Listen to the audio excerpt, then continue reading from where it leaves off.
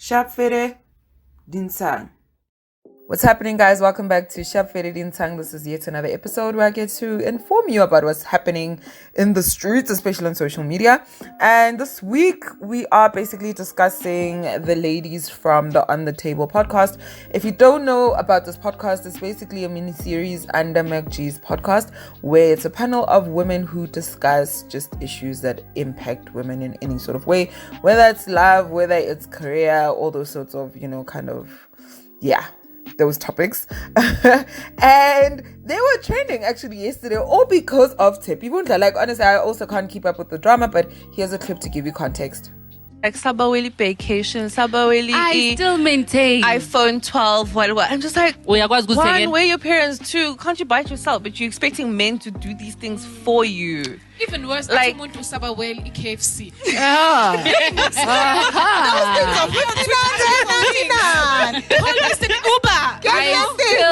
I still maintain, guys, run away, run as fast as you can from a broke girl that's constantly wanting money from you but can't put shit on the table. Yeah. Now, as you guys can hear with that short snippet that, Tshepi was under fire with regards to that particular statement about how women are forever saying Sabawel, but the confusion here is that I think as South Africans, we also need to understand that Sabawel actually means something completely different to what is being said in this episode. Sabawela just means to crave or to desire something, but it has no affiliation whatsoever in putting a specific role onto a man to provide whatever it is that women are asking for.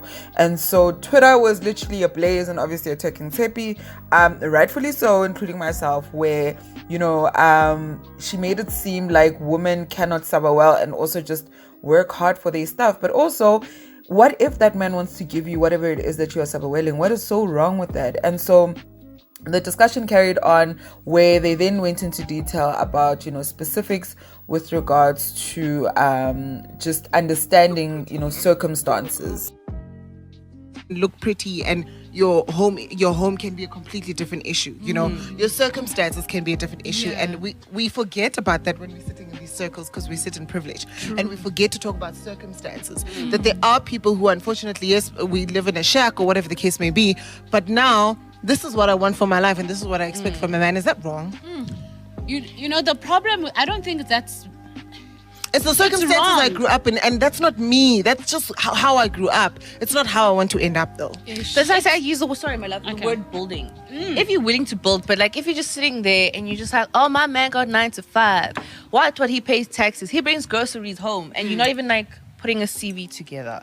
Exactly. Like, you get what I'm saying? I feel like Tshepi Vundla was watching that episode. Yeah, you're just sitting there, you're just waiting, like, I'm going out for lunch with the girls, and you just put your hand out. You're just like, but are you cooking dinner? Like small things, like you're doing cooking dinner for your man. Are you being a nice person? Like, are you being a nice person? You're just sitting there waiting for him to come back from work, and you want to go out and expecting to have freshest hair, the lipstick, the handbag, and shoes. Then you don't deserve it. Do you know why I think men have a problem with these statements rather, is because we operate, like you said, from a place of entitlement. And as you guys can basically hear, the fact that just the opinions on the table are just so they're very problematic, especially because these are opinions that are coming from women, some who are single, some who are married, or some who are just living with their partners.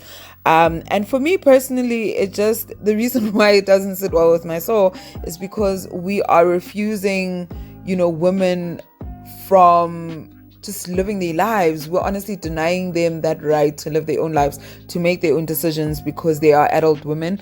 And so right now, all I'm hearing is we're trying to control and govern the way that women make their decisions. And unfortunately, not all of us come from the same homes. Like Tshepi, for instance, is a very privileged young woman. And so this conversation just was not, it shouldn't have taken place with her on there. But this is now another, clip that I'm going to share. And it says a lot. It honestly says a lot about, the kind of character that Tshepi is. And it's quite disheartening, actually. There's also a way when women want to equate their beauty and all the things they've done. Yeah. It's like now the man must pay. Is that also fair? You see, now you put on your makeup, you put on your wig, you come for a date, and he's loving you, he sees you. Does he have to pay? Are Because you a look this prostitute? Good question. I don't think.